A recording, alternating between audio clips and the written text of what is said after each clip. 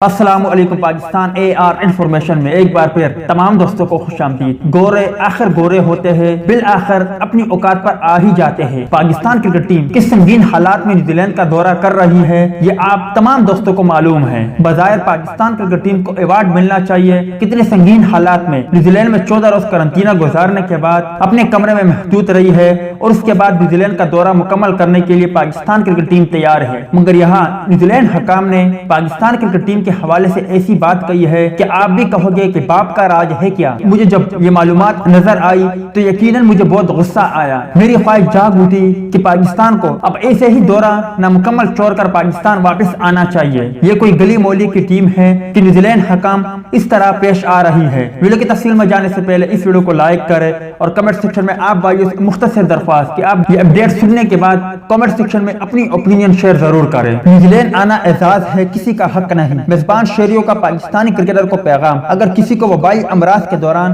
اپنی ذمہ داریوں کے بارے میں کوئی شک ہے تو ان کے لیے ریٹرن ٹکٹ کی دھمکی کارگر ثابت ہو سکتی ہے۔ کرس لانچ قومی کرکٹر کی جانب سے نیوزی لینڈ میں کورونا SOPs کی خلاف ورزی پر ان کے خلاف سزا کا مطالبہ کیا جا رہا ہے۔ نیوزی لینڈ کرکٹ NZC نے جمعرات کے روز اس بات کی تصدیق کی کہ پاکستان ٹیم کے 6 ممبران جو اس وقت کرائسٹ چرچ میں قرنطینہ میں ہے کا کورونا ٹیسٹ مثبت آیا ہے۔ TV broadcaster Chris لانچ نے اپنے کالم میں کرائسٹ چرچ کے ہوٹل میں کورونا پروٹوکول کی خلاف ورزی پر پاکستانی ٹیم پر تنقید کرتے ہوئے مطالبہ کیا ہے کہ پاکستانی کرکٹر کو سزا دی جانی چاہیے۔ انہوں نے مزید کہا کہ پاکستان کو کوئی خاص رعایت نہیں ملنی چاہیے، یا تو انہیں منظم قرنطینہ میں رکھا جائے یا نہیں۔ اس کے علاوہ ریڈیو براڈ کاسٹر ڈارسی نے پاکستانی ٹیم کو گھمنڈی قرار دیتے ہوئے نیوزی لینڈ کی حکومت کو کہا ہے کہ وہ پاکستانی ٹیم کو سزا دے کر ایک مثال قائم کرے۔ اس کے علاوہ ولسن نے جمعے کو ریڈیو نیوزی لینڈ کو بتایا ہے کہ ہمیں شاید اب ٹریفک لائٹ سسٹم کی ضرورت ہے تاکہ ریڈ زون والے پاکستان، امریکہ اور برطانیہ جیسے خطوں سے آنے والے لوگوں کے لیے قوانین کو مزید سخت بنایا جائے۔ بس میرے بھائیوں، اب آپ بھائیوں نے کمنٹ سیکشن میں اپنی اوپینین شیئر کرنا ہے کہ کبھی پاکستان میں کسی غیر ملکی کھلاڑیوں کے ساتھ ایسا رویہ اختیار کیا گیا ہے جو پاکستانی ٹیم کے ساتھ نیوزی لینڈ میں کیا جا رہا ہے۔ امید ہے اس اپڈیٹ سے آپ بھی مایوس ہو گئے ہوں گے۔ ٹیک کیئر، بائے بائے، اللہ حافظ۔